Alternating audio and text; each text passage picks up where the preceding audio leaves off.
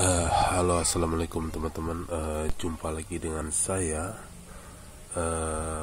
yang mana kali ini user atau pemilik handphone ini bawa Redmi Note 7 Pro dengan kaca retak dan backdoor menganga. Ini pernah jadi mantan handphone Goib ya teman-teman. Bahkan susah sekali dicari di pasaran di 2 tahun belakangan. Teman-teman bisa lihat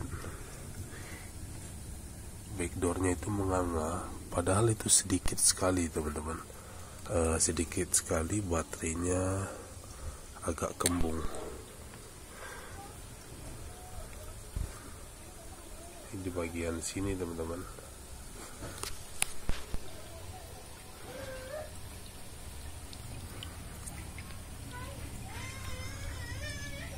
Bahkan sedikit sekali kembungnya, yang mana backdoornya sudah tidak bisa ditutup rapat.